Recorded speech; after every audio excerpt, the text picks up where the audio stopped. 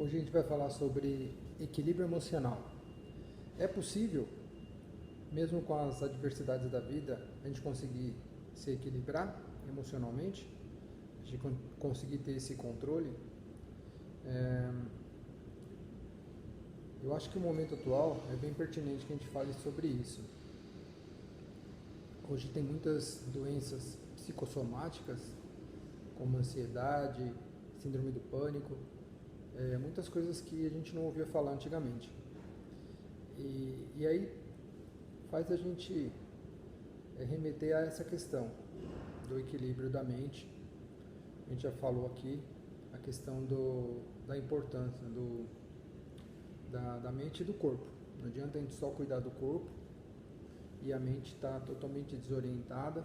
Então, os momentos atuais, essa pandemia, esse último ano que a gente vem passando, parece que puxa a gente para se desequilibrar. O cenário é totalmente adverso. Então fica essa pergunta: é possível ter esse equilíbrio emocional, ou pelo menos tentar buscar esse equilíbrio emocional? Aí a gente vai para a palavra. Aí a gente vai na palavra. Em Abacuque 3 tem uma parte bem conhecida que eu queria ler aqui rapidamente, que é a primeira dica para a gente se equilibrar emocionalmente, né? Que é o seguinte: a gente deve buscar essa firmeza, a gente deve consolidar ter estabilidade, a gente deve consolidar o nosso agir em Jesus Cristo.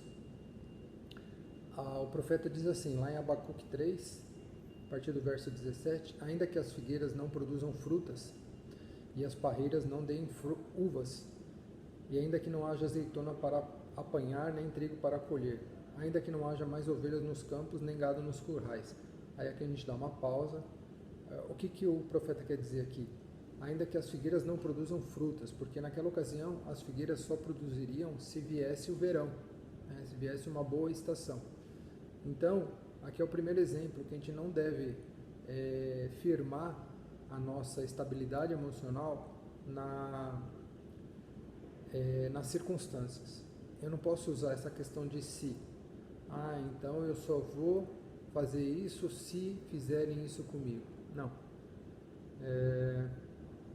As azeitonas servia para fazer o azeite que ungia, o azeite que fazia todos os alimentos, o azeite que era muito usado. Ainda que não haja ovelha nos campos, nem gado nos currais, ou seja, as ovelhas conduzidas pelos pastores, as ovelhas produziam, além da carne, né, as vestes, a lã, protegido do frio. Mesmo assim, o profeta pede que a gente dê graças ao Senhor e louve Ele como nosso Salvador.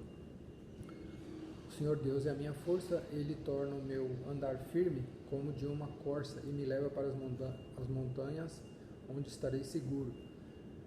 Também lembro de outra passagem que está em Daniel, quando os amigos de Daniel, numa situação completamente adversa, bem contrária também, bem difícil, Nabucodonosor pede para eles negar o seu Deus, e assim eles não fazem, mesmo perante toda aquela cidade se prostrando para outros deuses, eles seguram firme ali, e ainda o rei desafia eles, e eles falam: não, mesmo que o meu Deus não me livrar dessa fornalha, ainda assim ele é meu Deus.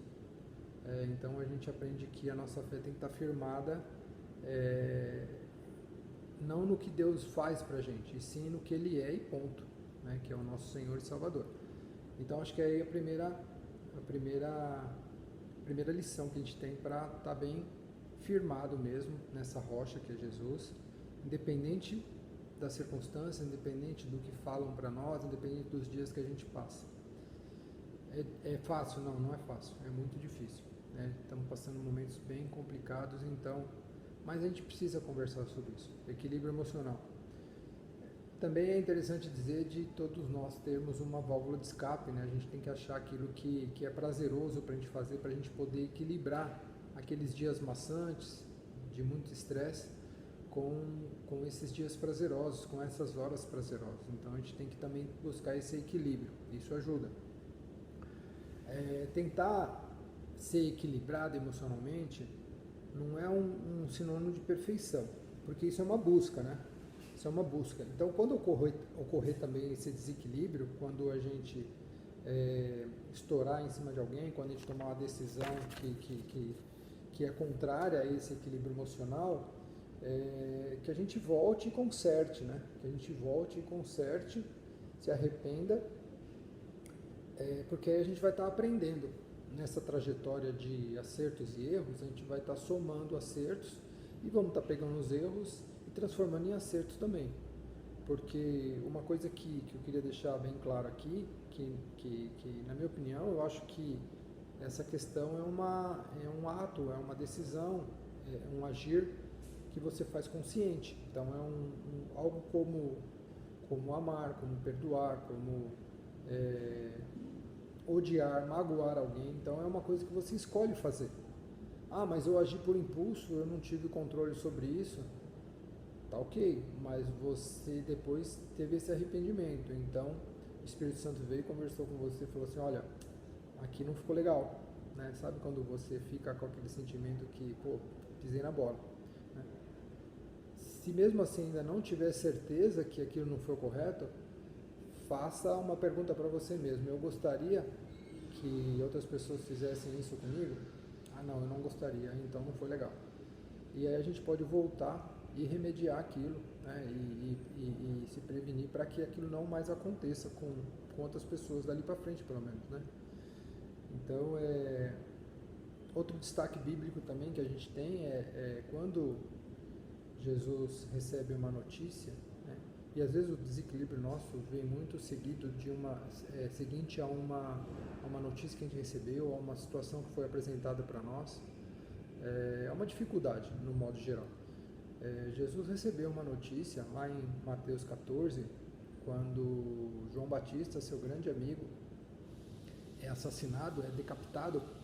Ele recebe essa notícia pelos seus discípulos. E naquele momento ele estava fazendo o seu trabalho, né? Cumprindo o seu ministério.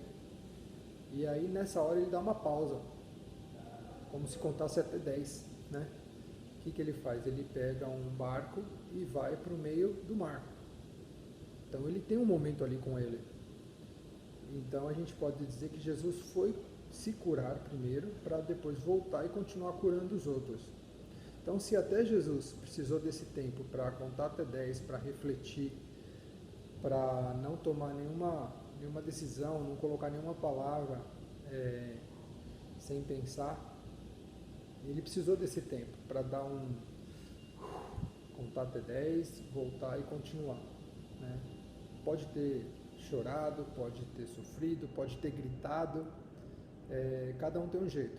Então ele foi, curou a sua dor, contou até 10, voltou e continuou fazendo o seu trabalho. Então é um ótimo ensinamento para que a gente possa aprender a virar a página, ou pelo menos para aquele momento, né? E saber também que a gente só pode curar alguém a partir do momento que a gente é curado, ou a partir do momento que a gente busca a cura, aí a gente pode orientar alguém para buscar também essa cura, né?